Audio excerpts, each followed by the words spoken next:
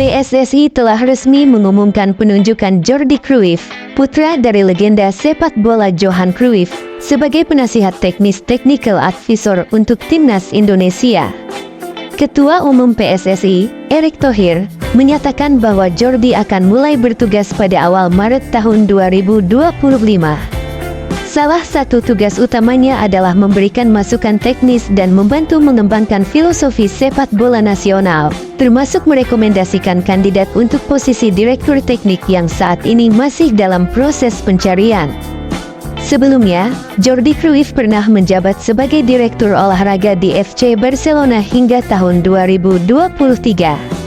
Penunjukan ini merupakan bagian dari upaya PSSI untuk meningkatkan kualitas dan performa Timnas Indonesia, seiring dengan penunjukan Patrick Kluivert sebagai pelatih kepala. Jordi Cruyff menyatakan antusiasmenya untuk berbagi pengalaman dan pengetahuan demi kemajuan sepak bola Indonesia. Ia percaya bahwa dengan struktur dan dukungan yang tepat, talenta yang ada di Indonesia dapat mencapai prestasi lebih tinggi di kancah internasional. Dengan kolaborasi antara Jordi Cruyff dan Patrick Kluivert, diharapkan Timnas Indonesia dapat meraih hasil yang lebih baik dan meningkatkan peluang untuk lolos ke Piala Dunia 2026 yang akan datang.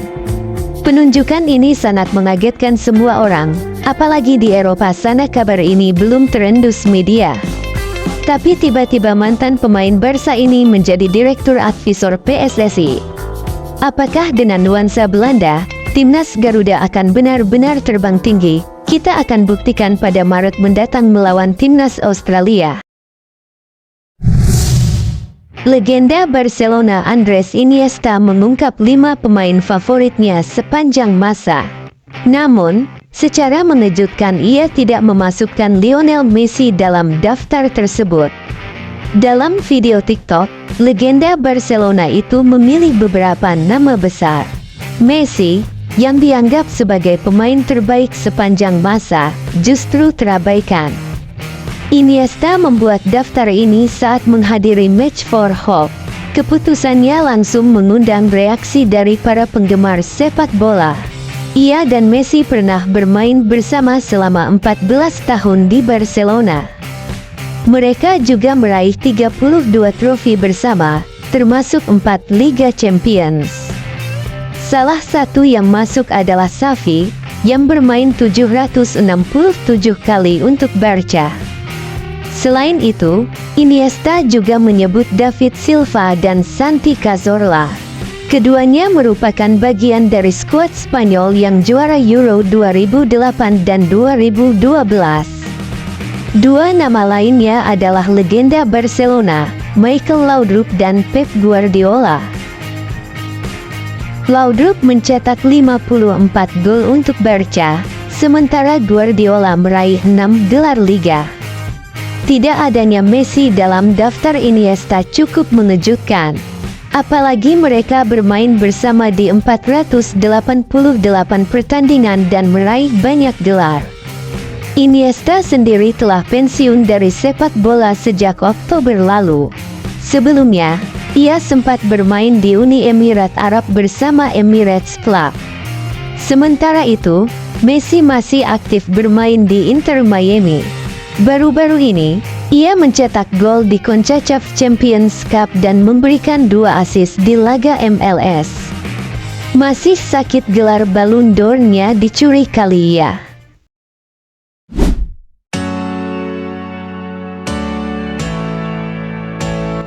Kabar duka menyelimuti dunia sepak bola Indonesia. Bejo Sugiantoro, legenda Persebaya Surabaya dan mantan pemain tim nasional Indonesia, meninggal dunia pada Selasa, tanggal 25 Februari tahun 2025, di usia 47 tahun. Beliau kolaps saat bermain sepak bola di lapangan Sier, Surabaya, sekitar pukul 16.50 waktu Indonesia Barat, dan dinyatakan meninggal pada pukul 17.20 waktu Indonesia Barat di RS Royal Surabaya. Bejo Sugiantoro lahir di Sidoarjo dan dikenal sebagai salah satu libero terbaik yang pernah dimiliki Indonesia. Karir profesionalnya dimulai bersama Persebaya Surabaya, di mana ia menjadi pilar pertahanan tim.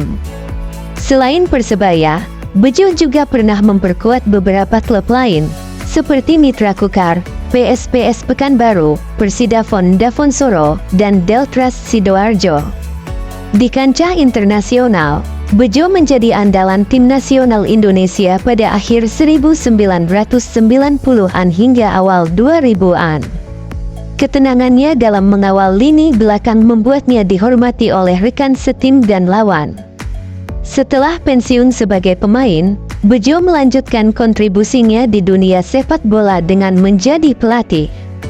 Ia pernah menangani beberapa tim, antara lain Persik Kediri, Persebaya U20, Serpong City, dan Deltras Sidoarjo.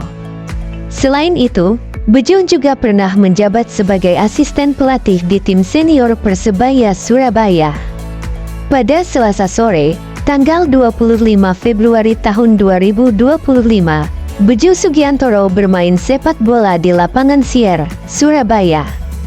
Di babak kedua, sekitar 5 hingga 10 menit setelah pertandingan dimulai, beliau tiba-tiba terjatuh dan tidak sadarkan diri.